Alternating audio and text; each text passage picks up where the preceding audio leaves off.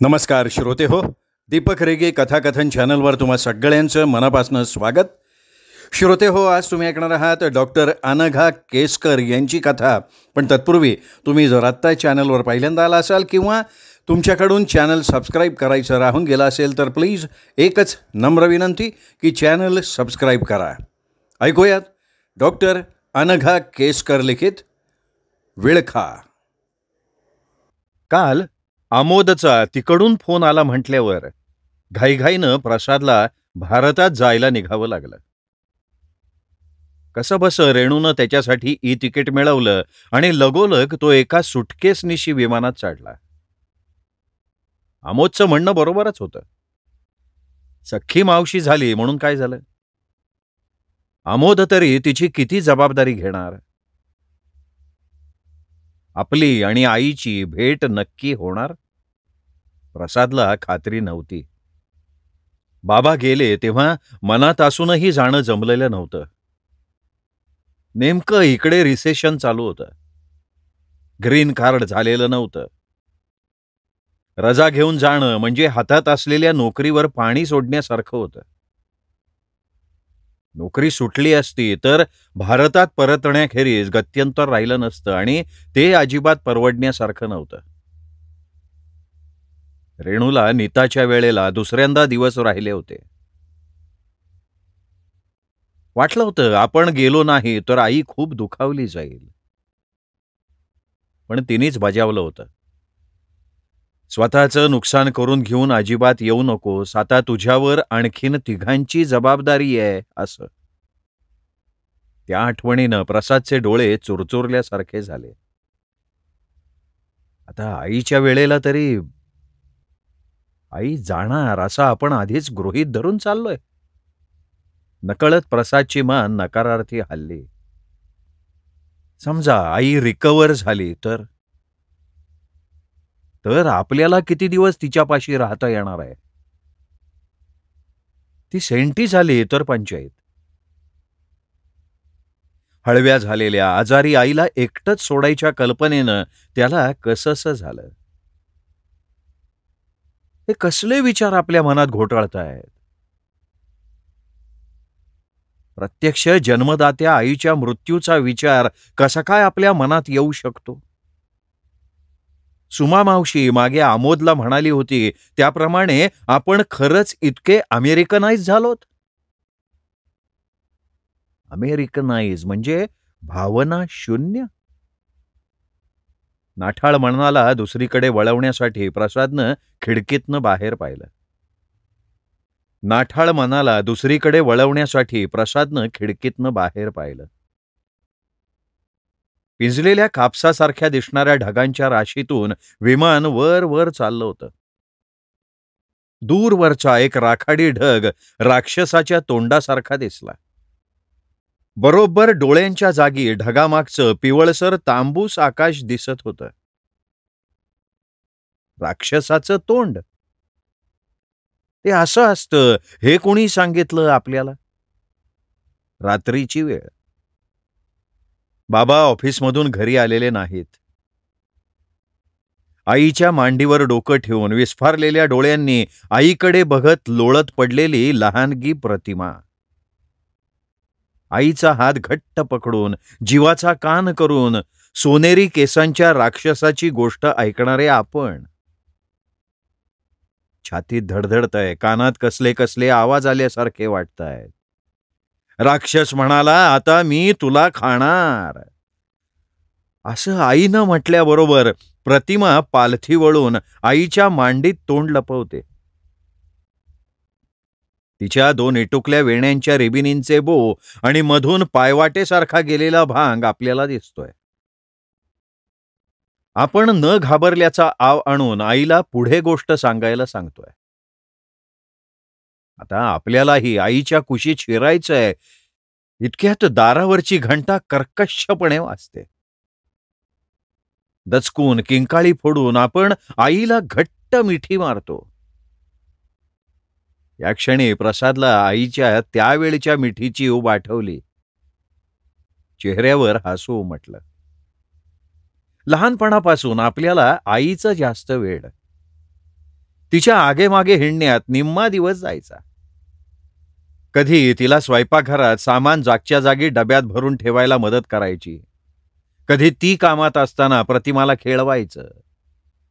कधी तिच्याबरोबर तिच्या शेजारी कागद, पेन्सिल, रंग घेऊन चित्र काढत बसायचं. कधी तिला सगळी कामं सोडायला लावून तिच्याशी कॅरम खेळायचा. शाळेत वरच्या वर्गावर शिकवणाऱ्या साधलेबाईंनी, "अगं बाई, शैलाचा मुलगा का तू? अगदी तिच्यासारखा दिसतोस," असं एकदा म्हटलं होतं. तेव्हा किती मजा वाटली होती. आपल्याला पाहून कोणी ना कोणी नेहमी असंच म्हणायचं. आपण शैला घाणेकरचा मुलगा आहोत हे कळल्यावर ड्रॉइंगच्या सरांनी आपल्याकडे जास्त लक्ष द्यायला सुरुवात केली, तेव्हाही आनंद झाला होता. आपली आई प्रसिद्ध आहे हे आपल्याला तेव्हा प्रथम कळलं. त्यानंतरच मासिक पुस्तकांवर आलेली तिने काढलेली चित्र आणि त्याखालची तिची लपेटदार सही आपल्या मित्रांना आपण दाखवायला लागलो. आपल्या प्रत्येक वही पुस्तकावर तिच्याकडून वळणदार अक्षरात नाव आणि छोटंसं चित्र काढून घ्यायला लागलो. मन लावून ड्रॉइंगच्या वहीत चित्र काढायला लागलो. आईनी अजून आपली ती चित्र जपून ठेवली आहेत, अगदी तारखांसकट. मागच्या भारत भेटीत मुलांना आणि रेणूला तिने दाखवली होती ती. वयाच्या मानानं खरंच बरी वाटली आपल्यालाही. चित्र काढायचा कंटाळा आपल्याला केव्हा यायला लागला? खरं तर कंटाळा कधीच आला नव्हता. ह्युमन फिगर्स आई इतक्याच छान काढता यायच्या आपल्याला, आपोआप प्रमाणबद्ध यायच्या त्या. पण ॲब्स्ट्रॅक्ट ड्रॉइंगच्या झगझगीत रंगाच्या फटकाऱ्यातून रचना करायच्या नादी आपण जास्त लागलो. पुढे तर तेही सोडून दिलं. ते का? आपल्याला मनापासून इंजिनियर व्हायचं होतं म्हणून? नाही. ह्याचा हात आईसारखा सफाईदार आहे असं कोणी म्हणू नये यासाठीच ना. चित्रकार म्हणून आपली स्वतःची आयडेंटिटी कोणी मानत नव्हतं. त्याचा आतल्या आत राग यायचा. आईच्या प्रभावाखालून काहीही करून निसटायचं होतं आपल्याला. पण कितीही प्रयत्न केला तरी निसटू शकलो नाहीच आपण तिच्या प्रभावाखालून. प्रतिमाला पण आईविषयी आपल्यासारखंच वाटायचं. कधी तिने तसं बोलून दाखवलं नाही, पण तिने आपल्यासारखं आईवर प्रेम तरी कुठे केलं? आपल्यासारखं म्हणजे कसं? आपल्या प्रत्येक कृतीनं आईला बरंच वाटलं पाहिजे हे बंधन स्वतःवर घालून घेणं. का घालून घेतलं आपण ते बंधन? प्रतिमानं ते बंधन आपल्याप्रमाणे आईपेक्षा तिची आणि बाबांचीच गट्टी असायची नेहमी. आपली वाटणीच झाली होती जणू. आईनी आपल्याकडून आणि बाबांनी प्रतिमाकडून कसल्या कसल्या अपेक्षा करायच्या.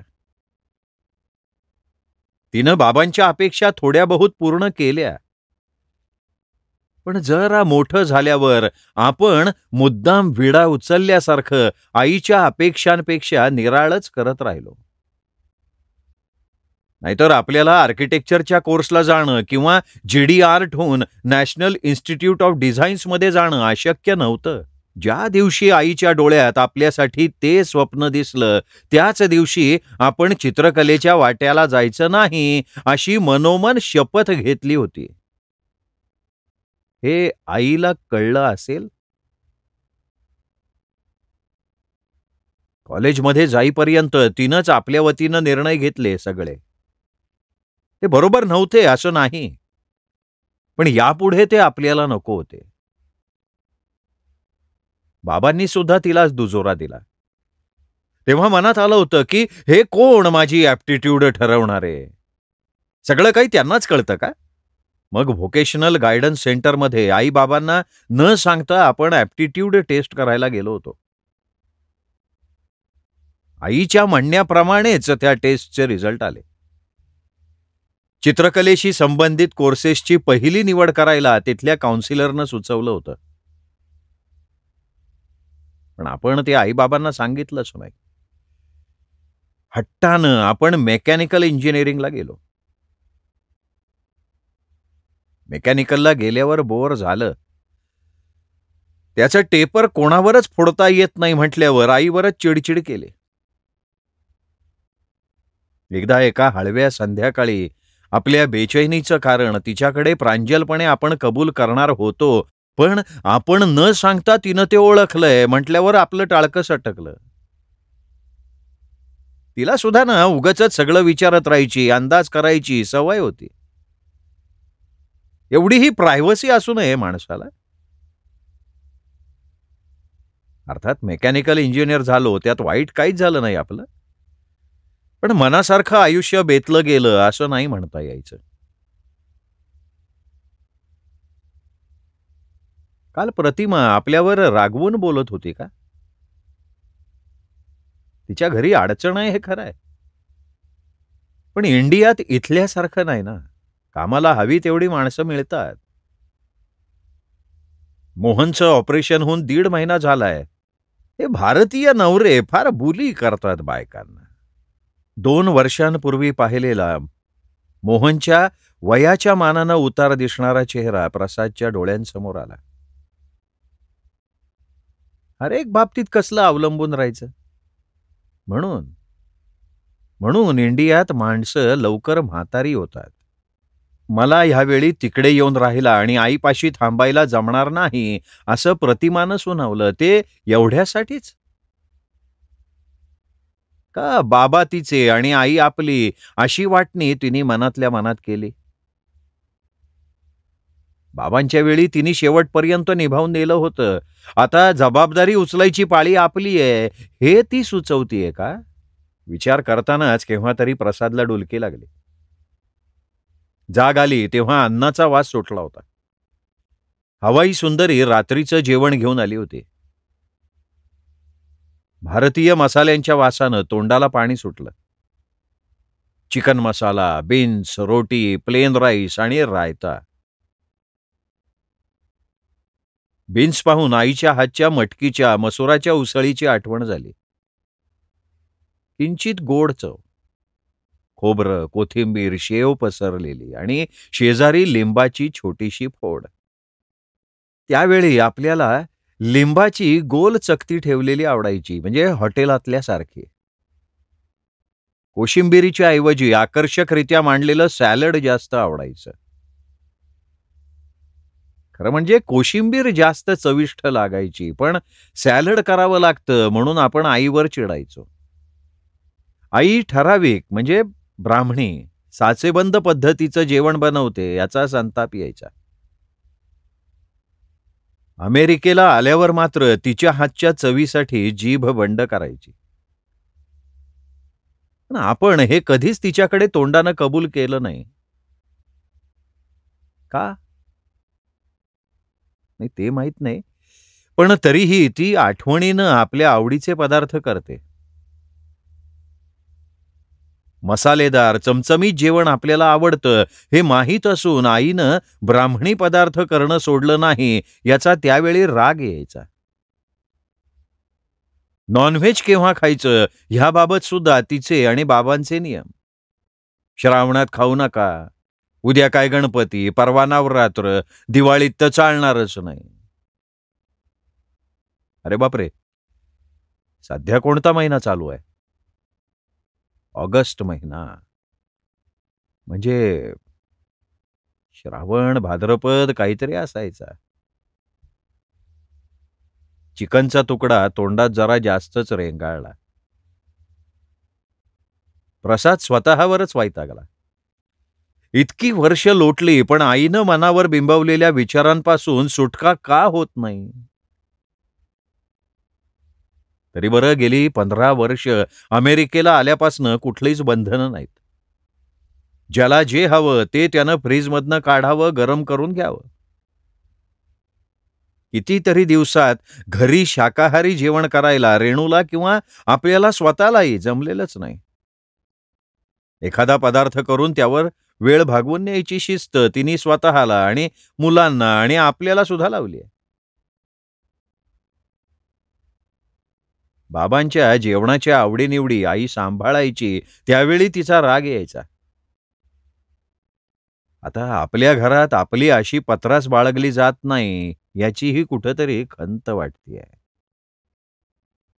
घरात ते मुख्य म्हणून त्यांच्या मर्जीनंच सगळं व्हायला पाहिजे का? असा आईशी कितीदा वाद घातलाय आपण. आपल्यासाठी म्हणूनच ती पंजाबी डिशेस बनवायची. त्या बाहेरसारख्या जमल्या नाहीत की आपण चेष्टा करायचो. दाण्याचं कूट किंवा गुळ का नाही टाकत थोडासा? फिदी फिदी हसत मी असं म्हणायचो, तेव्हा आई वैतागायची. फिदी फिदी हा शब्द आईचाच. मग तिची बडबड सुरू व्हायची. पण एवढं असूनही अमुक करणार नाही म्हणून तिने कधी बंड नाही केलं. तिच्यात तेवढे गट्सच नाहीत अशी आपण आपली समजूत करून घेतली. अशी वादावादी केली की मग पुढे 15 दिवस ती कुठलाही नवीन पदार्थ करायची नाही. आईच्या कमरेला हातांचा विळखा घालून सॉरी म्हटलं की संपलं, पुन्हा पहिल्यासारखं चालू व्हायचं. प्रसादला ते सगळं आठवून हसू आलं. तिच्या असाइनमेंट सांभाळून ती कसं जमवायची सगळं राम जाणे. हवाई सुंदरीनं खोटं खोटं स्मित करून ड्रिंक्सचा चॉईस विचारला तेव्हा वाईन सांगताना पुन्हा आईबाबांशी झालेले वाद आठवले. कुठल्याही ड्रिंकला त्यांच्या भाषेत एकच नाव असायचं, दारू. आणि याचा आपल्याला भयंकर वैताग यायचा. सत्यजितचे बाबा त्याच्याबरोबर चिअर्स करून ड्रिंक घेतात असं तो सांगायचा तेव्हा काय अपूर्वाई वाटायची. आई बाबांच्या मिडल क्लास मेंटॅलिटीचा आपल्याला उबग आला होता. त्या व्हॅल्यूज आपल्यावर लादून त्यांनी आपलं कंडिशनिंग केलं. कॉलेजला असताना मित्रांबरोबर पार्टीला गेलो की आई रात्री दार उघडताना आपल्याकडे रोखून बघतीये हे कळायचं. आपण प्यालो तर नाही ना याचा अंदाज घेतीये असं वाटायचं. राग यायचा. पण आईला न आवडणारी कुठलीही गोष्ट करायची नाही हे लहानपणापासून इतकं भिनलं होतं अंगात. स्वतःच्या व्हॅल्यूज तिने आमच्यावर लादल्या यात वादच नाही. मन मोकळेपणानं कुठली गोष्ट करायची आमची ताकद तिने हिरावून घेतलीये असंच त्यावेळी वाटायचं. मग उगाचच तिला मिसलीड करायला आवडायचं. तिच्या डोळ्यात अबोध भीती चिंता दिसली की सूड घेतल्यासारखा आनंद मिळायचा. तिच्या त्या 1760 प्रश्नांचा, कोक्सिंगचा, नॅगिंगचा वीट आला होता, वीट. कधी कधी प्रतिमाशी आपण हे बोलायचोही. ती आपल्या इतकी बंडखोर कधीच नव्हती. पण ती केव्हा केव्हा न बोलता तिला हवं ते मुकाट्यानं करून मोकळी व्हायची. त्याच्यावर चर्चा नाही करत बसायची. आणि तिला आपल्यासारखी कधी टोचणीही लागायची नाही. आईला यापैकी काही सांगण्यात अर्थच नव्हता. तिची विचारसरणी झापड लावल्यासारखी होती, अजूनही आहे. तिच्या मनाविरुद्ध आपण वागलो की ती रडायची तरी नाहीतर चिडून आरडाओरडा करायची. अगदी आजही तिला वाटतंय की तिने वळण लावलं म्हणून मी चांगला झालो. तसं नाहीये, तसं नाहीये. मला माझी जबाबदारी कळत होती म्हणून मी आज जो काही आहे ना तो झालोय. आणि चांगला म्हणजे तरी काय. तिला न आवडणाऱ्या कित्येक गोष्टी मी बिनधास्त करतोच की. प्रसादला ती संध्याकाळ आठवली. इंजिनिअरिंगची परीक्षा पास झाल्यावर त्यानं प्रथम आचमन केलेलं होतं. आईचा लेक्चरबाजीचा प्रयत्न त्यांनी हाणून पाडला होता. आपले निर्णय आपण घेण्याचा आत्मविश्वास येण्यासाठी ते त्याला महत्वाचं वाटतंय हे आईला कळलं नाही, पण ते सत्य होतं. नेहमीप्रमाणे आईनं डोळ्यात पाणी आणून काकुळतीनं काही बोलायला सुरुवात केली तेव्हा त्याच्या काळजात हल्ल्यासारखं झालं होतं. पण थोड्याशा तुसडेपणानं आपण मोठं झाल्याचं त्यानं तिला ऐकवलं होतं. बाबांनाही त्याचं वागणं बोलणं आवडलेलं नव्हतं. पण त्यांनी आईला हाताला धरून आत नेलं होतं. दुसऱ्या दिवशी त्यांनी आईला सॉरी म्हटलं होतं. त्याला आपल्या वागण्याचं वाईट वाटलं नव्हतं, पण आई दुखावली गेली याचं वैषम्य वाटलं होतं. त्या दिवसापासून त्याच्या वैयक्तिक गोष्टीत बोलायचं बाबांनी मात्र कितीही वादावादी केली तरी आईला ते जमलं नाही. इथे MS साठी आल्यावर सुद्धा तिचे प्रश्न चालूच असायचे. होमसिक वाटतंय का? मित्र कोण कोण आहेत? अभ्यास होतोय ना? थंडीत काळजी घेतोस ना? कमीत कमी बीफ तरी खाणार नाहीस ना? 1 ना 2. वेळीच त्यांनी कर्टली बोलून तिच्या चौकशा थांबवल्या नसत्या तर अगदी आजपर्यंत ते चालूच राहिलं असतं.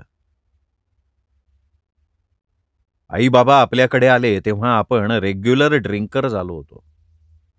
ड्रॉइंग रूममध्ये छोटासा बार सुद्धा होता. ते असताना आपली मित्रमंडळी प्रथम आली तेव्हा ग्लासेस मांडताना थोडं चमत्कारिक वाटलं होतं.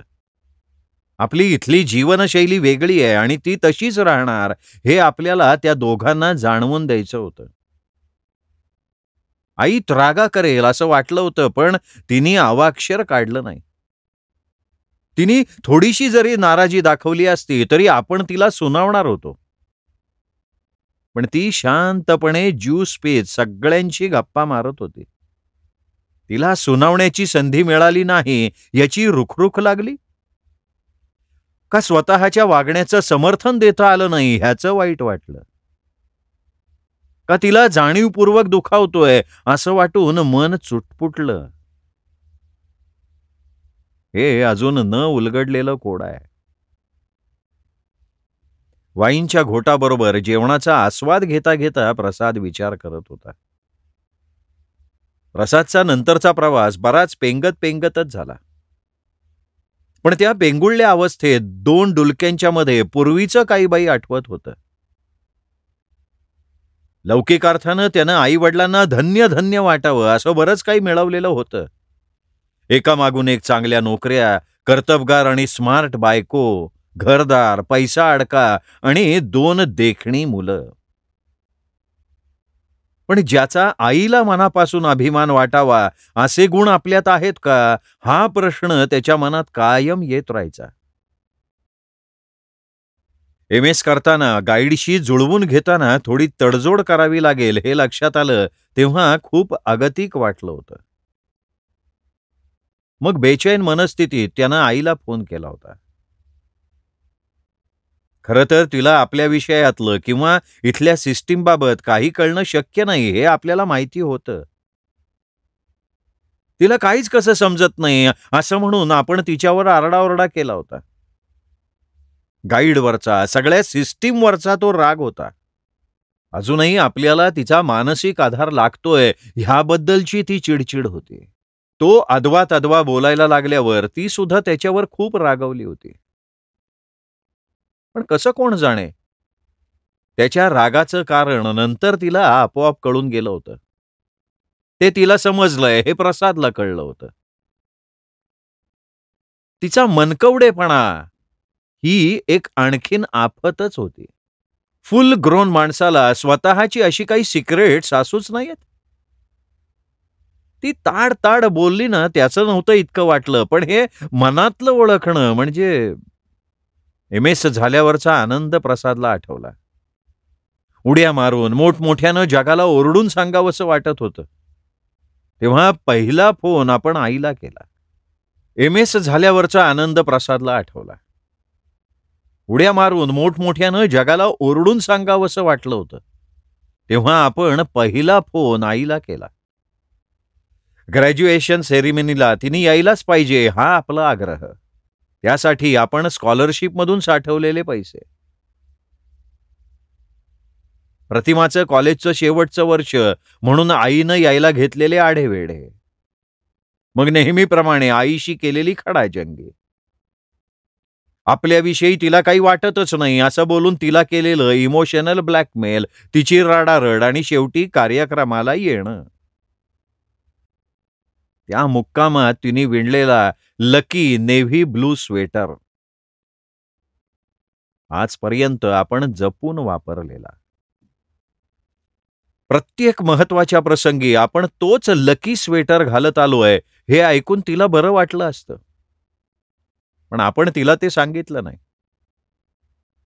इगो आडाला. चुकलंच. सांगायचं राहून गेलं. प्रतिमाचं मोहनशी ठरलेलं लग्न. इथून पाठवलेला $1500चा चेक. आईनं रडून घातलेला गोंधळ. त्यापेक्षा तू ये लग्नाला, तिचा हट्ट.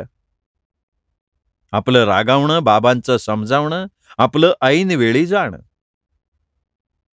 आईला आपण मारलेली मिठी, आईच्या तोंडावरचं समाधान. प्रतिमाचा आणि बाबांचा फुललेला चेहरा, समारंभात आलेली रौनक. 12 वर्ष झाली या गोष्टीला. रेणूची आणि आपली भेट, एकमेकात गुंतणं, एकमेकांना दिलेल्या आणाभाका, आईची पसंती, आईच्या पसंतीनं आपल्याला झालेला आनंद. गृहप्रवेशाच्या वेळी ओवाळताना तपकातल्या निरांजनाचा आईच्या डोळ्यात पडलेला प्रकाश. उंबरठ्यापासून रेणूची उमटत गेलेली लाल पावलं. हनीमून नंतर आपलं अमेरिकेला परतणं. हरेक गोष्टीत आई हस्तक्षेप करते असं वाटून रेणूला येणारा राग. तिच्या पत्रातून आईविषयीच्या तक्रारी, आपलं सणकलेलं डोकं, त्यावरून रेणूशी फोनवर आणि पत्रातून झालेली भांडणं, त्यानंतरचा आबोला. तिचं उठसूट माहेरी जाऊन राहणं, आईच्या त्याविषयीच्या तक्रारी, टॅक्टलेस वागणं. दोघींच्यात आपली झालेली ओढाताण आणि अखेर रेणूला व्हिसा मिळणं, तिचं अमेरिकेत येणं. रेणूला आपलं गुंतागुंतीचं नातं न समजणं, समजावून सांगायची आपली असमर्थता, आपल्यावर मामाज बॉय म्हणून तिने मारलेला शिक्का आणि त्यासाठी केलेली टिंगल. रेणूची आजही तिच्या आईशी चालणारी फोनवरची बोलणी, सल्लामसलत. ममाज सन हा टिंगलीचा विषय असतो, पण ममाज डॉटर असलेलं चालतं. रेणूच्या बाळंतपणानंतर आईबाबांचं इकडे येऊन 4 महिने राहणं. आईनं नातवासाठी आणलेलं बाळ लेणं.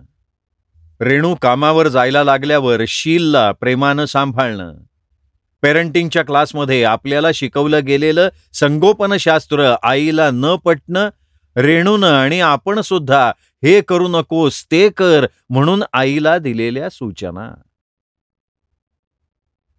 शीलचं आजीला चिकटणं, रेणूचा त्रागा, घरातली धुसफूस, तणाव, बाबांचा आबोला, नाराज होऊन त्यांचं परतणं, आपली असहाय्यता. त्यानंतर प्रत्येक ट्रीपमध्ये भारतात गेल्यावर रेणूचं माहेरी जास्त राहणं. शील, नीता यांना आपल्या घरी ठेवण्याचा आपला हट्ट. आई बाबांवर अन्याय न होऊ दिल्याचं समाधान, पण तरीही तेव्हाही त्यांच्यावरच केलेली चिडचिड. तिसऱ्या भारत भेटीत रेणूच्या विरोधाला न जुमानता आईला आपण दिलेल्या हिऱ्याच्या कुड्या. तिचा आनंद, रेणूची आबोल नापसंती. सुरुवातीला आपण त्याच्याकडे केलेला कानाडोळा, नंतरचं रेणूवर चिडणं, आक्रस्ताळेपणानं तिला घायाळ करणं, हे आईवरच्या प्रेमामुळे होतं का रेणूविषयीच्या रागामुळे?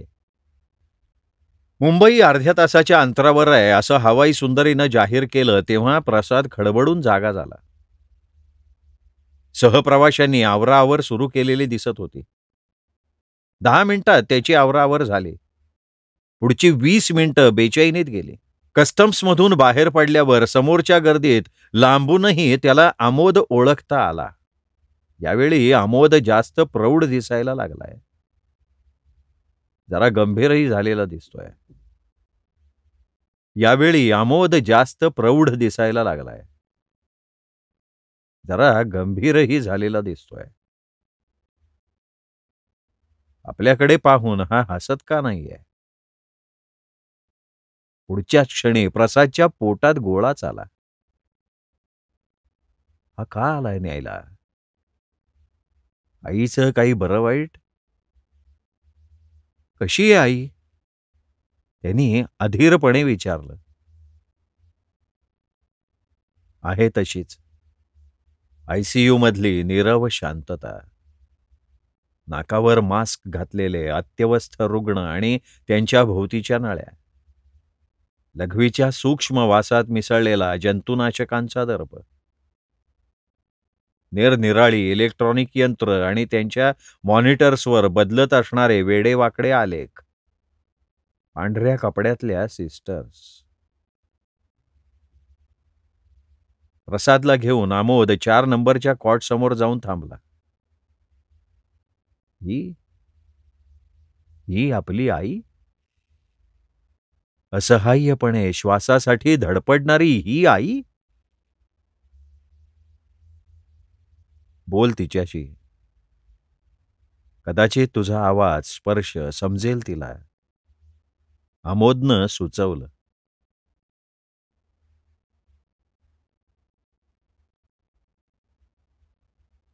या सूचनेवर प्रसादनं नुसती मान हलवली. आईचा हात हातात घेतला.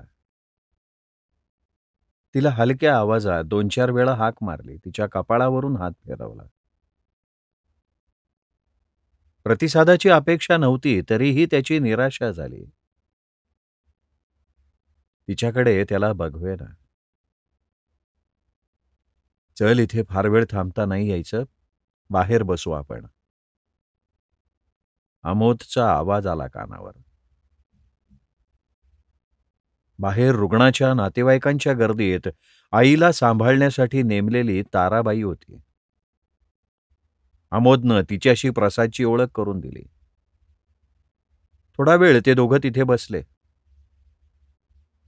सर्वत्र मळकटपणाचा तवंग, माणसांची वर्दळ, घामाचा तिडीक काढणारा वास, वाहनांचे आवाज, कुठल्याशा देवळात जोरजोरात चाललेली आरती. डॉक्टर राऊंडला आले तेव्हा प्रसाद त्यांच्याशी बोलला. आमोदनं सांगितलं त्यापेक्षा त्यांच्याकडून वेगळं काही समजणार नव्हतं. अजून त्यांनी आशा मात्र सोडलेली नव्हती. प्रसादच्या समाधानासाठी ते तसं बोलले का त्यांची ती पद्धतच होती हे ठरवणं अवघड होतं. आता सुमा मावशीकडे जाण्याऐवजी स्वतःच्या घरी जायची इच्छा प्रसादनं दाखवावी यात आश्चर्य नव्हतं. आमोदनं मुकाट्यानं त्याला त्याच्या घराची किल्ली दिली आणि तो आपल्या घरी निघून गेला. दार उघडून प्रसादनं घरात पाऊल ठेवलं. त्यांच्या घराचा तो चिरपरिचित वास त्याला आला. स्वयंपाकाचे वास, चंदनी उदबत्तीचा, लव्हेंडर साबणाचा, क्युटीकोरा पावडरीचा वास, सगळे एकमेकात मिसळलेले वास त्याला भूतकाळात घेऊन गेले. घरभर नजर फिरवत तो फिरला. फर्निचरवर धुळीचा थर जमला होता. टीव्हीचं कव्हर उघडच राहिलं होतं. कुंडीतलं रोप मान टाकून उभं होतं. स्वयंपाकघरातला नळ क्षीणपणानं गळत होता. देवघरातल्या देवावरची फुलं सुकून गेली होती. असं असलं तरी आईच्या वावराच्या बारीक बारीक खुणा जागोजागी विखुरल्या होत्या. तिचे कपडे दांडीवर वाळत होते. शोकेसमधल्या फोटोतून आईबाबांचे हसरे चेहरे त्याच्याकडे पाहत होते. बेडरूममध्ये उशीवर आईचं डोकं टेकलेल्या जागी तिच्या डोक्याचा खोलगट ठसा अजूनही दिसत होता. पायाशी गोधडी, शेजारी ठेवलेल्या टिपॉयवर औषधांच्या स्ट्रिप्स, चष्मा आणि चिन्मयानंदांचं पुस्तक. त्या गर्दीत मागच्या बाजूला प्रसादच्या आणि प्रतिमाच्या कुटुंबाचे फोटो. फ्रीजवर चिकटवलेल्या फुलाच्या आकाराच्या लोहचुंबकाखाली यादी लिहिलेली दिसत होती. गुड नाईट मॅट्स, ब्रेड, केळी अशा वस्तूंची थरथरत्या अक्षरातली यादी त्यावर होती. आईच्या हातची ही शेवटची अक्षरं असतील. एखादं जवळचं माणूस दूर असणं आणि आपल्यातून कायमचं जाणं यातला फरक त्या वस्तूतून त्याला त्या क्षणी जाणवला. आईच्या पलंगावर तिच्या फुलाफुलाच्या साडीची गोधडी दिसली. तीत शिरून तो कितीतरी वेळ स्फुंदत राहिला. दिलं ह्यापेक्षा जास्त सुख आईला देता येणं शक्य असून आपल्या संसारात आपण मग्न राहिलो असं वाटत राहिलं. आत्मनिंदेत गढलेला असताना त्याच्यावर निद्रेनं कब्जा केला. त्याला जाग आली. पोटात कावळे कोकलत होते. खोली अंधारात बुडून गेली होती. कुठून तरी कुकरची शिट्टी ऐकू आली. कुठेतरी टीव्हीवर वाटिका शॅम्पूची जाहिरात चालली होती. दारावरची घंटा वाजली. दारात शेजारच्या नाफडे वहिनी होत्या. आत शिरून त्यांनी झाकलेलं ताट डायनिंग टेबलवर ठेवलं. आईच्या तब्येतीची, तो किती दिवस राहणार आहे याची चौकशी केली. प्रसादला जास्त बोलावंसं वाटत नव्हतं. आईच्या विखुरलेल्या खुणात बसून त्याचं दुःख त्याला एकट्याला सोसायचं होतं. शिष्टाचारादाखल 4 शब्द बोलून त्यांचे आभार मानून त्यांनी दार लावून घेतलं. जेवण चालू असताना प्रतिमाचा फोन आला. तिच्या आवाजानं त्याला पुन्हा एकदा दुःखाचा उमाळा आला. आईच्या आणि त्याच्या नात्याची आता ती एकमेव साक्षीदार होते. मनात साचलेले सल तिच्यापाशी त्यांनी ओकून टाकले. प्रतिमानं त्याची समजूत घातली. थोडा वेळ शांतता. नंतर तिने आईच्या तब्येतीची चौकशी केली. 1 दिवस येऊन जायची हमी दिली. पुन्हा शांतता. आईच्या घराची निर्वानिरव करणं तिला जमणार नाही हे तिनं क्षमायाचना केल्यासारखं त्याला सांगून टाकलं. जणू काही आई गेलीये असं तिनं बोलावं हे त्याला खटकलं. क्षणापूर्वी तिच्याविषयी वाटलेली जवळीक काटून गेली. त्यांनी तटकन फोन संपवला. शिवाय आपल्या न येण्यासाठी मोहनच्या तब्येतीचं तिने सांगितलेलं कारण त्याला ऐकायचं नव्हतं, कितीही खरं असलं तरी. ताटातलं अन्न चिवडून तो उठला. आता झोप येणं शक्यच नव्हतं. टीव्हीवरच्या हिंदी, मराठी रडक्या सिरियल त्याला बघायच्या नव्हत्या. रेणूला फोन करून इथली हकीकत कळवून टाकली. थोडा वेळ पेपर चाळला.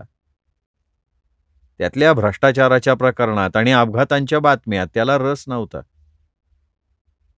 नुसतं बसून सुचतही नव्हतं. जास्तीत जास्त 8 दिवस त्याला इथे थांबता आलं असतं. स्टीलच्या कपाटात महत्वाचे कागद आणि सूचना लिहिलेल्या असतील हे आईनं केव्हा तरी सांगितलेलं आठवलं. आईच्या कपाटातले कागद पाहून घेऊ. म्हणजे तशी वेळच आली तर काय निर्वानिरव करायची ते तरी कळेल. अशा विचारांनी त्यांनी कपाट उघडलं. समोर जाड लिफाफा होता. एका कागदावर NRI PO सेक्रेटरी असं लिहून त्यापुढे नंबर लिहिलेले होते. आपल्या मृत्यूनंतर प्रसाद किंवा प्रतिमा लगेच येऊ शकले नाहीत तर रिपो सेक्रेटरींनी हिंदू पद्धतीनं अंत्यविधी करावेत, दिवस मात्र करू नयेत असं लिहून ठेवलं होतं. यासाठी संस्थेकडे आवश्यक ती रक्कम जमा केली आहे हे सुद्धा लिहिलेलं होतं. आपल्यानंतर कोणाला घरातल्या कुठल्या वस्तू द्यायच्या याची यादी दिलेली होती. प्रसादला आठवलं. परदेशस्थ मुलांच्या रिपो नावाच्या संस्थेचे आईबाबा सदस्य होते. त्यांच्याकडे ही सुद्धा सोय करता येते, करावी लागते. आपण असेपर्यंत सोक्ष मोक्ष लागला नाही तर. मनातला हा विचार त्याने थोपवला. नव्यानं मनातल्या मनात काळजीपूर्वक वाक्य जोडवलं.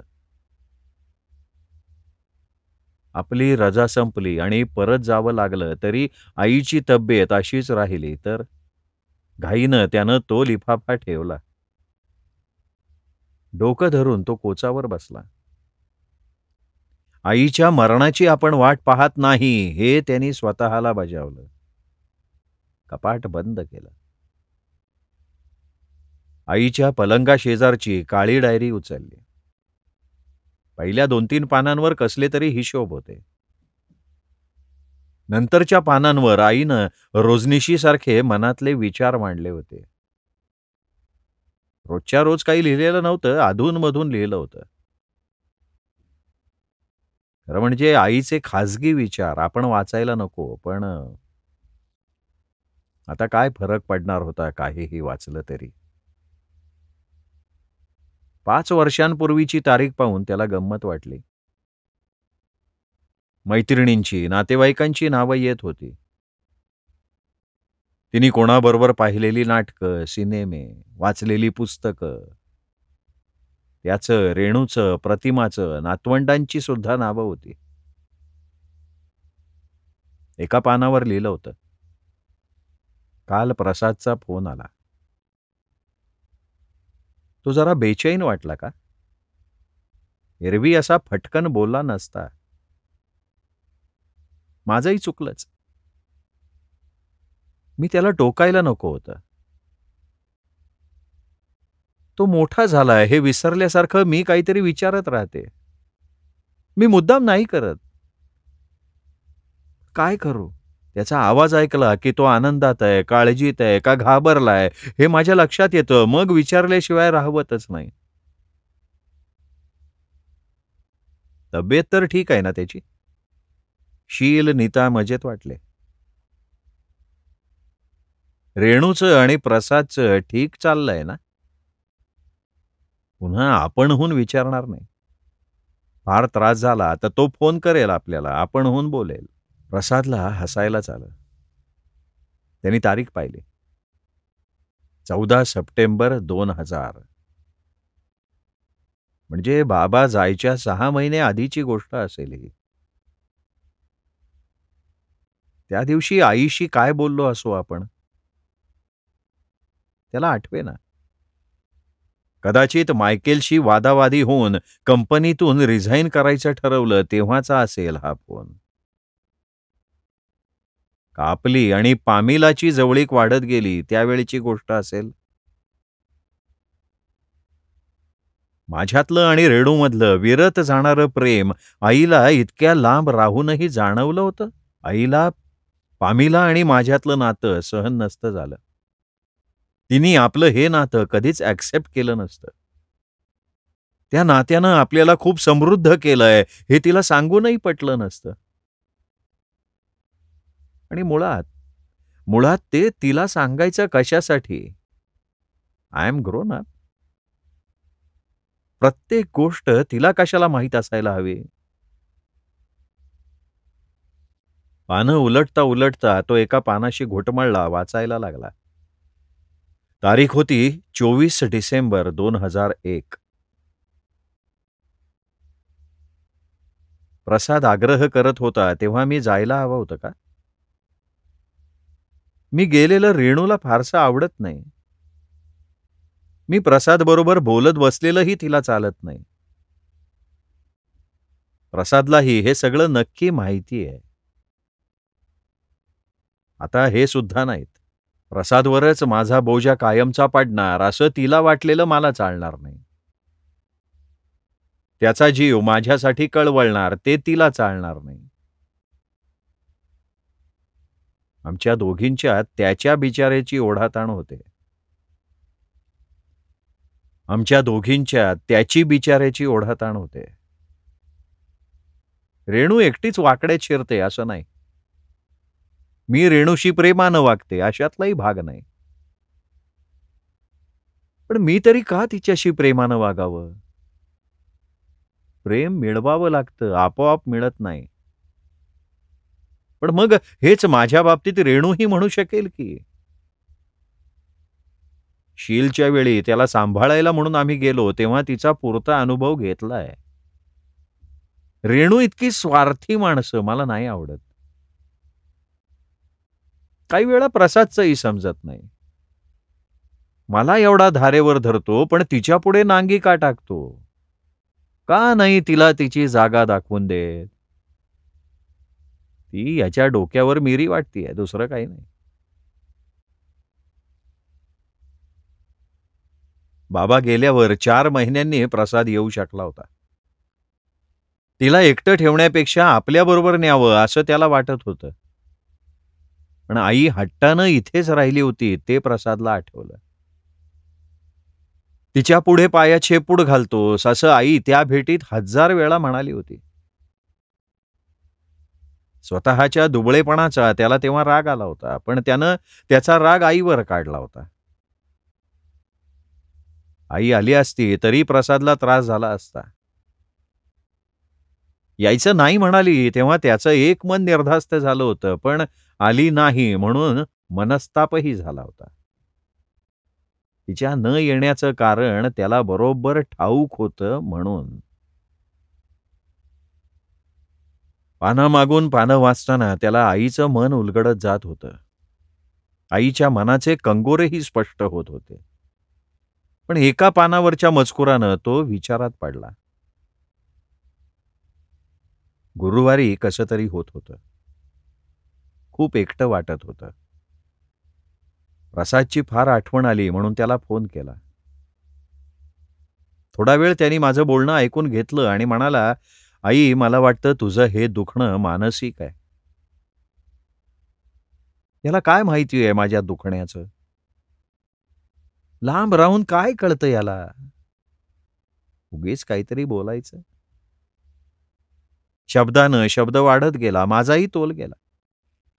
रागावून तो म्हणाला, की तू मला जन्म दिलास, हे काही उपकार नाही केलेस माझ्यावर.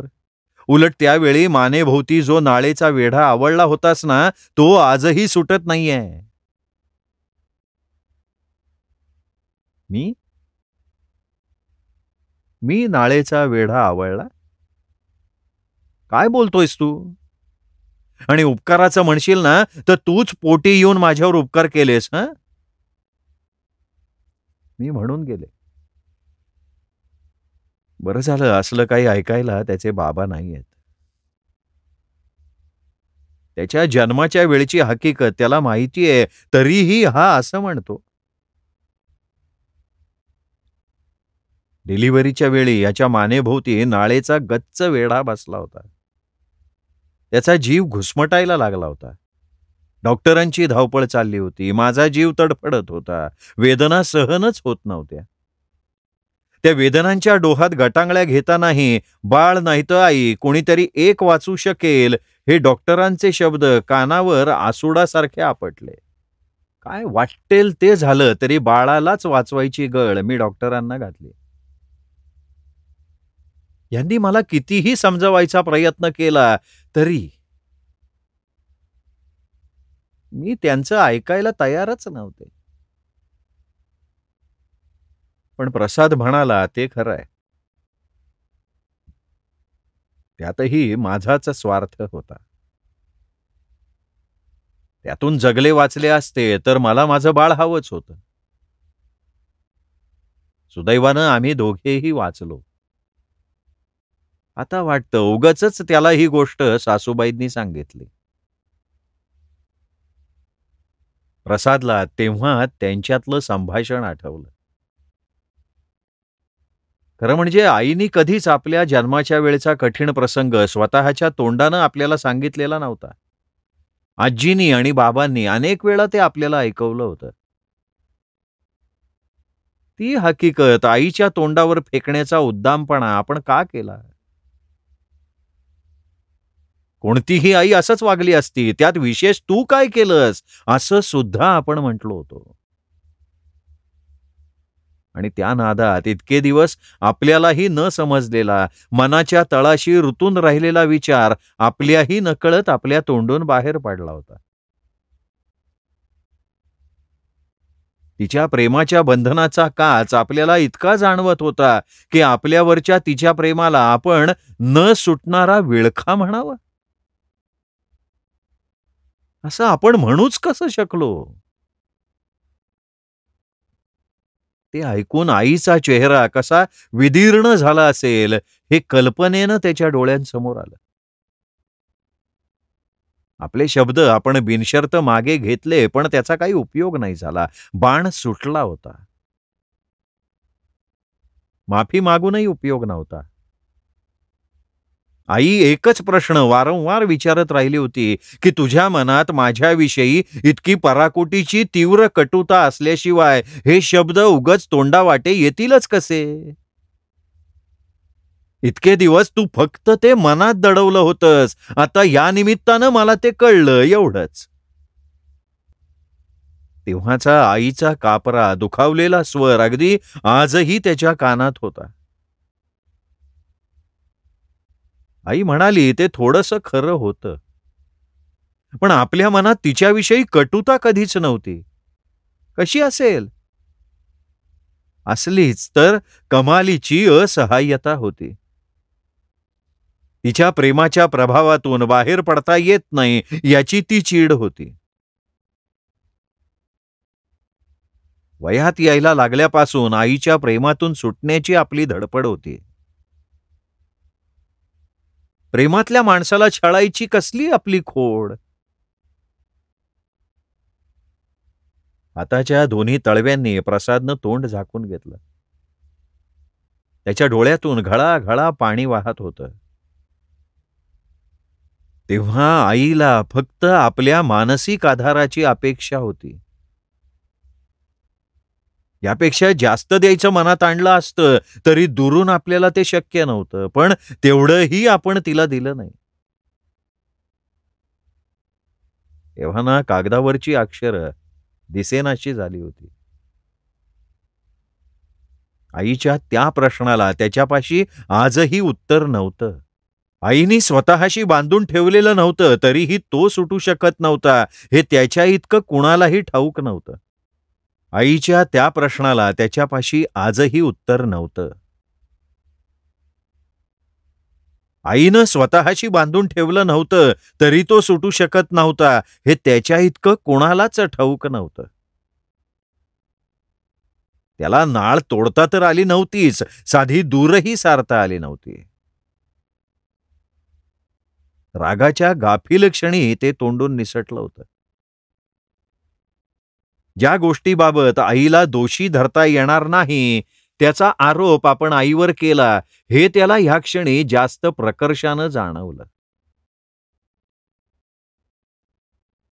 आई, देवानं या दुखण्यातून तुला वाचवलं तर मी नक्की तुझ्या दुःखाची भरपाई करेन. तो स्वतःशी पुटपुटला आणि पुढे वाचायला लागला. कुठली गोष्ट कुठे नेतो हा? माझा कसला आलाय विळखा? तेव्हाही विळखा घालणं न घालणं माझ्या हातात नव्हतं. आत्ताही हा म्हणतो तसा प्रेमाचा विळखा घालणं काढणं माझ्या हाती कुठे आहे?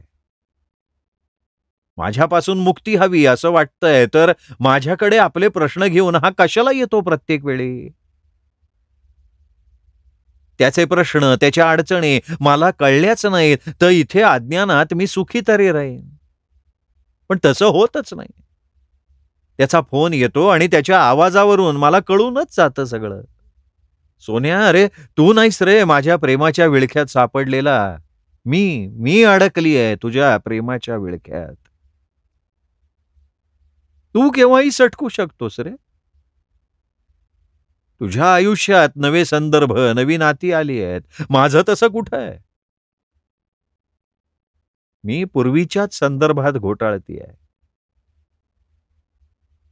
तुझ्या प्रेमाच्या परिघात नवीन माणसं आली आहेत. माझ्या परिघातली माणसं एक एक करून दूर झाली आहेत. जुनं निसटून गेलंय, नवं हाती गवसत नाहीये. तुझ्या पुढे भविष्याची स्वप्न आणि आकांक्षा आहेत आणि म्हणून नवे पेचही आहेत. त्यात भोवंडल्यासारखं झालं की तुला सोयीचं असेल तर हक्कानं माझ्या प्रेमाला विळखा विळखा असं स्वतःशीच म्हणत आपणहून माझ्या सोकॉल्ड विळख्यात सापडायचं. नको वाटलं की दूर व्हायचं. हेच तर आत्तापर्यंत करत आलायस तू. शेवटच्या श्वासापर्यंत मला मात्र सुटका नाहीये रे राजा. कारण कारण मी आई आहे रे तुझी. खरंच. आईलाही माझ्या प्रेमाचा विळखा वाटत होता. तिने पण आपल्यापासून ते लपवलं होतं इतके दिवस. असं कधी मनात आलंच नव्हतं आपल्या. फोनची घंटा वाजली. प्रसादनं फोन उचलला. हॉस्पिटलमधून ताराबाई बोलत होत्या. आई शुद्धीवर येत असल्याची बातमी त्यांनी सांगितली. तेव्हा प्रसादचा विश्वास बसेना. आपण लगेच येतोय असं सांगून त्यांनी फोन ठेवला. आता यापुढे आईशी खूप खूप समजुतीनं वागायचं असं ठरवून तो घाईनं निघाला.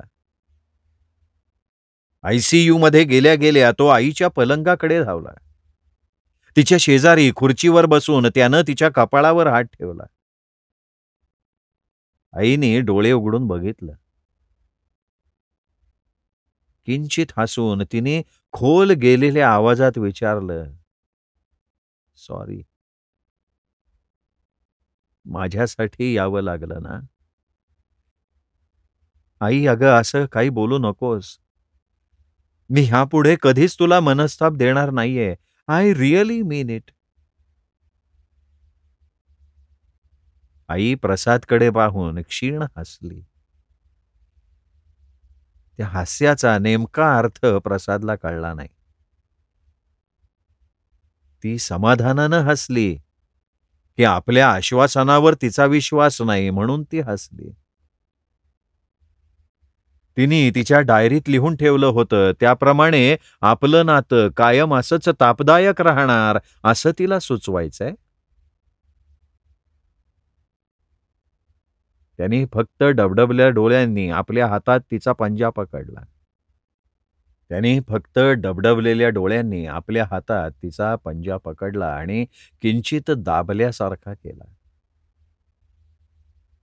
त्याच्याही पंजावर तिच्या पकडीचा दाब थोडा वाढल्याचा त्याला भास झाला. श्रोते हो, ही होती डॉक्टर अनघा केसकर लिखित विळखा ही कथा. कथा कशी वाटली कमेंटमध्ये जरूर कळवा. चॅनल सबस्क्राईब करायचं राहून गेलं असेल तर प्लीज चॅनल तेवढं सबस्क्राईब करा. पुन्हा भेटूयात अशाच उत्तम साहित्यासह. तोपर्यंत नमस्कार मित्रहो.